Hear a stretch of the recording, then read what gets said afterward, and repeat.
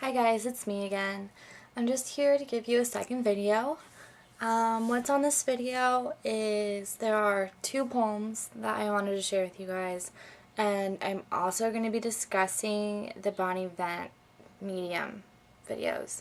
So just a disclaimer here in the beginning, if you don't believe in the Bonnie Vent videos, then go ahead and tune out when I'm done with the second poem. That's all. Thanks, guys. The first poem that I want to read you is once again from the chicken book, or from the book Chicken Soup for the Teenage Soul 2. It is a poem written by Ann Landers, but it was submitted to the book by Amanda Curlin. I got the names right this time. Anyways, I'm not gonna give a whole lot of insight about it.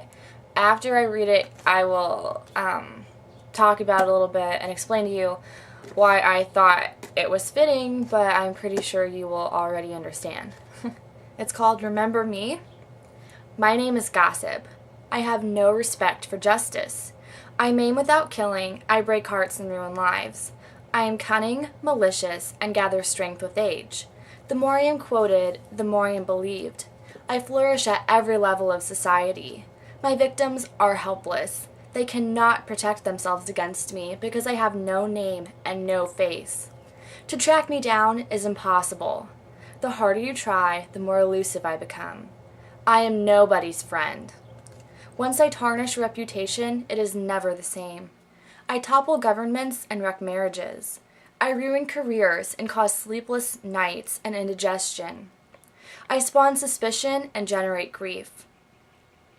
I make innocent people cry in their pillows. Even my name hisses. I am called gossip. Office gossip, shop gossip, party gossip, telephone gossip. I make headlines and headaches. Remember, before you repeat a story, ask yourself, is it true? Is it fair? Is it necessary? If not, do I repeat it? Keep quiet. Great minds discuss ideas. Average minds discuss events. And shallow minds discuss people.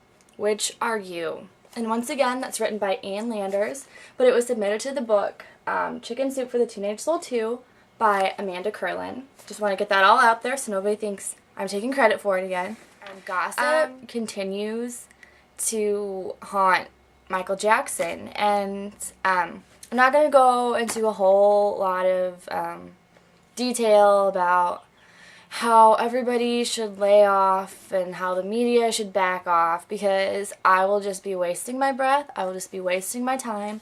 But I know that the people who listen to my videos are people who really respect Michael Jackson, and they really want to do his legacy and his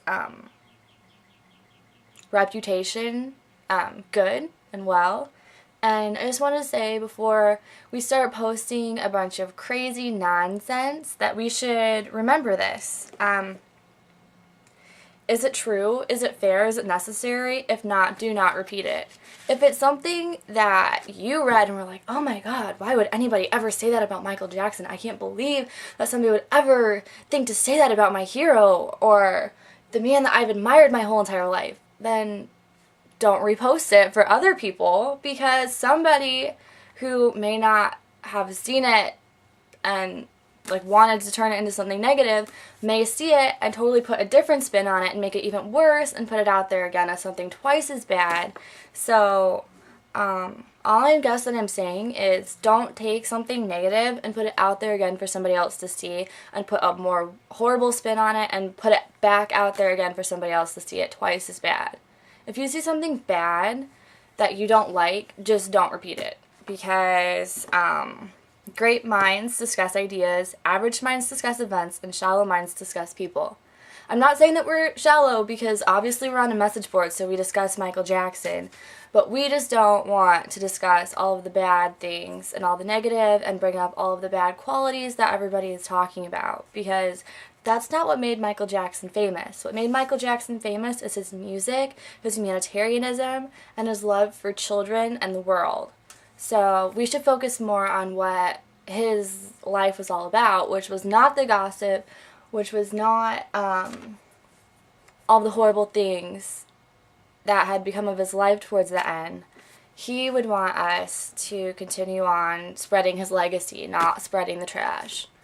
And I guess so much for me not having a whole lot to say about that. I guess I'm kind of a rambler, huh? With this poem, I'm not really quite sure how to explain how I feel this is, could be related to Michael Jackson. I'm going to read it to you first and talk about it a little bit, and then you guys can kind of decide if you think it's really relative or not, because I think it is, but somebody else may think this doesn't really have anything to do with him. Okay. It's called Imprints. It is written by Donna Meisbach, and it is also from the same book, Chicken Soup for the Teenage Soul 2. Okay. Imprints. When I resolve into the essence that I most truly am, I feel a deep connection with every living thing. For that which most imbues me with my identity is somehow in the other too, so that when I look around, I see myself reflected. Hidden in this union is the wonderful discovery that if indeed the angels have wings, then so do I. And if the essence of a flower drifts out on a gentle breeze, then so do I. And if the midnight sky is radiant with light, then so am I. And if the silent mystery somehow becomes revealed in tiny dewdrops fair, then so will I. For every lovely thing manifests the essence of which I am a part. So beware, my soul, beware, and move with gentle heart throughout this mystic veil, for if love has left its imprint there, then so have I.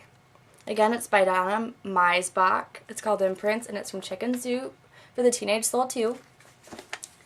I guess it just kind of sounds like something that I could see somebody who, if people could write from the grave and from heaven, I feel like this is something that they would write with, when I resolve into the essence that I most truly am, I feel a deep connection with every living thing.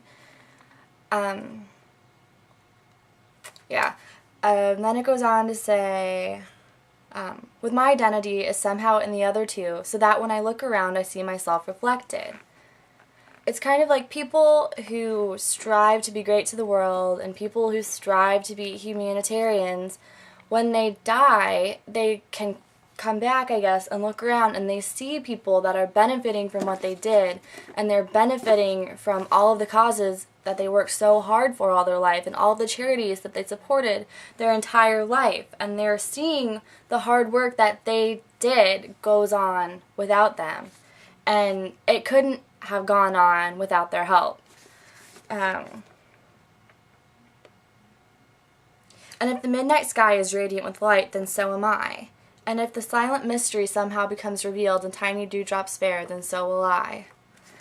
To me, that just kind of seems like they become a part of everything. When you're gone, your body goes underground or you're burned and your ashes are scattered, but your soul, I think, becomes a part of everything. Not only do you go to heaven, but you become a part of everything that was important to you in your life. Like, you're not forgotten. You don't disappear. People can feel you around them. The people you loved feel you around them all the time. Or the people that loved you. You're never totally gone from the earth. Your soul is never just totally gone up into heaven and you are not at all on earth anymore. It's basically wherever we see something that reminds us of Michael, or we see something that makes us think he would like it, or we feel something and we feel like Michael could be there. Michael is probably there because he left his imprint not only on each one of his fans and his family, but he left his imprint on music, on charities, on the way people are living their own lives. People are like constructing their lives to be more constructive and to be more helpful, because that's what Michael lived for. And if Michael can't do it anymore, then his fans want to do it for him. And I truly feel myself that I want to go out and make the world a better place, because Michael can't do it anymore through his human body. For if love has left its imprint here, then so have I. Michael left his imprint all over the world because he loves so many people and he loves so many things. So that's that. I thought that that reminded me a lot of something that somebody would write if people could write from heaven.